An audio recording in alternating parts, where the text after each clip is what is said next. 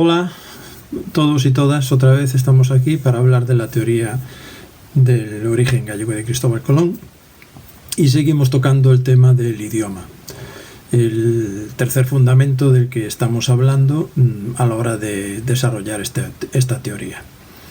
El idioma que, como hemos comprobado, es un punto débil en cuanto a las demás teorías, tanto la genovesa o la italiana como la francesa, como la mallorquina, como la ibicenca, como la castellana, en fin, la corsa o la de Cerdeña, tienen una debilidad muy grande a la hora de explicar ciertas palabras y ciertos giros que Colón empleaba en sus escritos.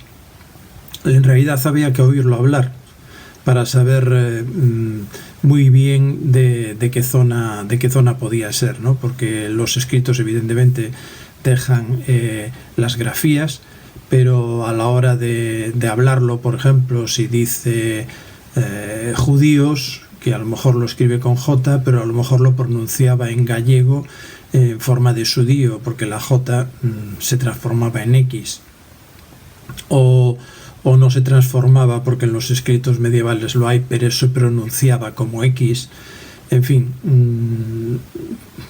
Pero bueno, los documentos están ahí, los escritos también y las palabras también, con lo cual esto sumado a los dos fundamentos anteriores que hemos explicado, pues dan a la teoría gallega un buen puntal de arranque y de indicio bastante fuerte.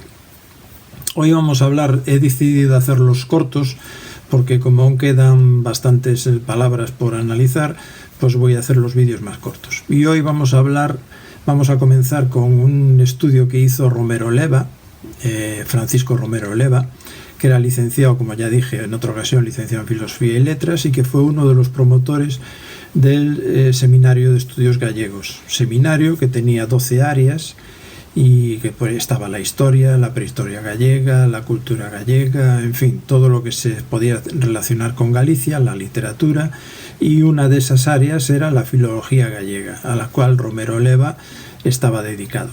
Por lo tanto, es una persona a tener en cuenta en tanto lo que nos dice de los escritos de Colón. No he cogido todo tampoco, he cogido algunas palabras que a mí me parecen muy curiosas y que vamos a analizar en la siguiente pantalla. Aquí tenemos la pantalla en la cual vemos que he puesto 5 palabras que Romero Leva pues analizaba y le daba un sentido gallego. La primera es tile y no tule. Tule era lo que se llamaba antiguamente Islandia y se denominaba como Tule, tanto con H en el medio como sin ella. Pero Colón escribe tile. Y veamos lo que nos explica Romero Leva sobre esto. En la tragedia media de Séneca aparece Tule, nec sit terris ultima Tule. Colón transcribe nec sit terris ultima Tile y la traduce no será la isla Tile. También escribe Tile y no Tule en lo siguiente escrito. Yo he navegado en el mes de febrero de 1477 hasta 100 leguas más allá de la isla Tile. Romero Leva se pregunta cómo se explica que Tule, o Tule con H de Séneca y de otros autores, sea Tile para Colón. Y la respuesta es clara, dice que es un galleguismo, convertir la U en I, al igual que ocurre con otras palabras escritas por Colón. Por ejemplo, gibileos. Esta palabra también le rompió la cabeza a muchos investigadores de dónde la había sacado y dónde la había creado. Bueno, pues aquí tenemos una explicación. En gallego se convierte mucho la U en I. Por lo tanto, en lugar de jubileos, escribió gibileos. Sío. En lugar de decir chío o quío o escío, Colón escribió sío con X. Nos dice... Colón escribe, más de la almaciga es de entender bien por qué no la ha salvo en dicha isla Sío.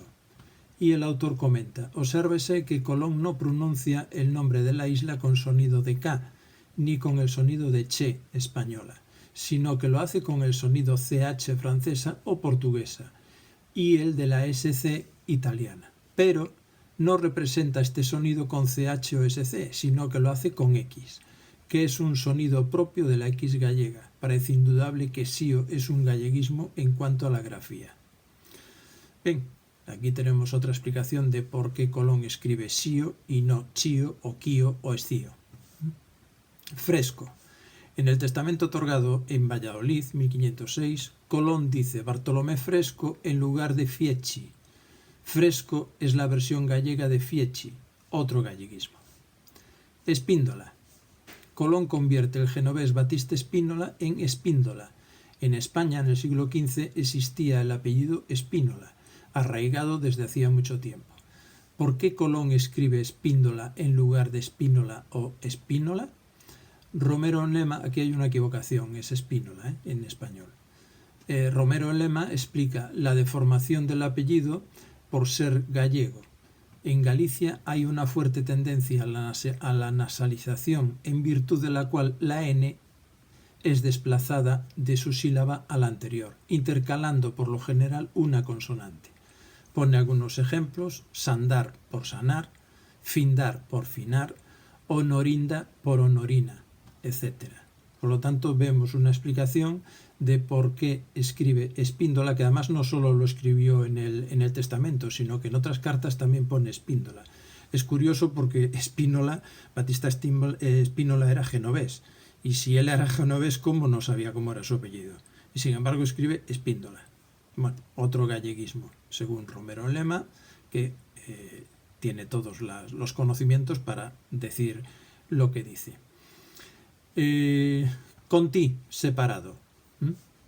En el memorial que escribió Colón a su hijo Diego, dice: si este muy escribir non abasta, que todos conti y justamente. Es un galleguismo el decir conti en lugar de contigo. Es decir, que aquí también apunta una explicación de que pone por qué escribe conti, que tampoco es la única vez que lo escribe Colón.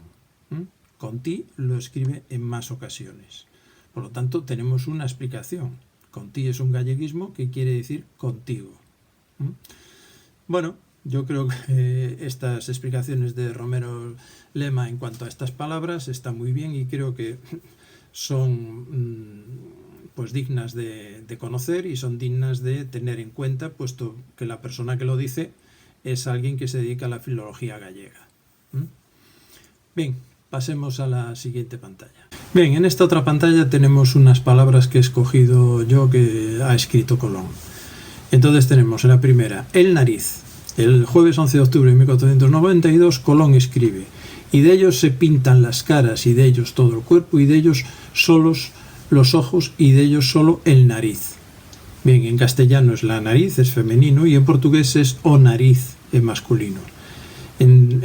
Como vemos aquí hay una alteración bastante importante que es significativa del gallego y por lo que vemos también del portugués. Lo que pasa es que pone o nariz y él escribió el nariz, como se escribe, como está en gallego. En cualquier caso, es una palabra masculina y que él se encuentra típicamente, o sea, es significativo del gallego el decir el nariz y no la nariz.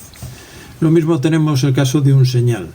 El 18 de diciembre de 1492, Colón escribe: yo envié por unas cuentas mías a donde por un señal, y en castellano es una señal, y en portugués es un señal, un senal, con M y sin la ñ. Por lo tanto, ya aquí hay un matiz diferente. Este ya sería una palabra típica gallega, puesto que está escrito en gallego, un señal, y en masculino también la tenemos. Acuérdense que Colón la escribió varias veces con M, por lo tanto, y porque está también en gallego. Si lo hubiera referido al portugués, la hubiera puesto con M. No desconocía el un con M. Por lo tanto, yo creo que esto es un indicativo de que es una palabra que Colón tenía conocimiento en gallego. Espera. Colón escribe: la mar a la tierra hace todo una espera. En gallego significa esfera. El DRAE, el diccionario de la Real Academia, y no aparece como esfera ni en el diccionario de autoridades. Este diccionario de autoridades se creó entre 1729 y 1736 y es un diccionario que, aparte de dar las acepciones de las palabras, explica el origen, si son anticuadas, si están en desuso, si están en uso. O sea, es una buena herramienta de orientación para saber el idioma castellano y en este caso para comparar las palabras gallegas. Y en ninguno de los dos diccionarios aparece espera. En el de autoridades aparece como esfera, PH. Sin embargo, él la pone en gallego, espera. Prosa. Perdón. Colón escribe: dicimos salue Regina y otras prosas.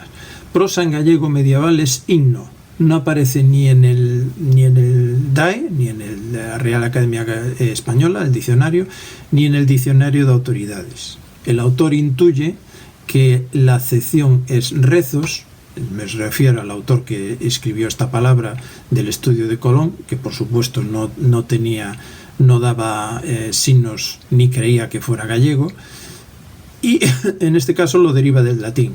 Sin embargo, concuerda muy bien con himno, porque Salve Regina cantan y otras prosas otros himnos. Por lo tanto, yo creo que esto aquí, prosa, es una palabra gallega que empleó Colón.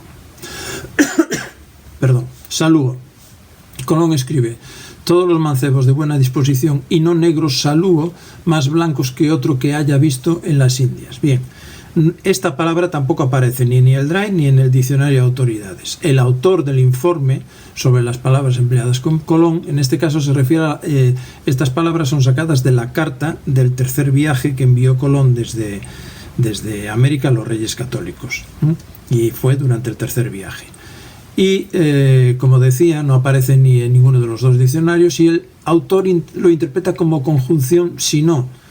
Veamos: todos mancebos de buena disposición y no negros, sino más blancos que otros. A mí esto no me concuerda muy bien.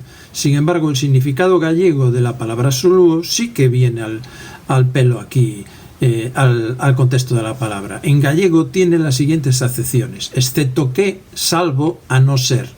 Cualquiera de estas encaja bien en el contexto. Probemos. Todos los mancebos de buena disposición y no negros, excepto aquellos más blancos que otros. O salvo, o a no ser. Cualquiera de estas acepciones. Incluso tenía más acepciones en gallego. Lo he encontrado en diccionarios medievales y yo solo he puesto estas tres, pero aún tenía otras dos más. Y podían concordar perfectamente con el contexto. Y no como dice el autor, que significa si no, que lo interpreta como si no. Si no, aquí no cuadra bien. Por lo tanto, vemos que esta palabra también se puede contextualizar como una palabra gallega perfectamente y escrita por Colón. Bien, pasemos a lo siguiente.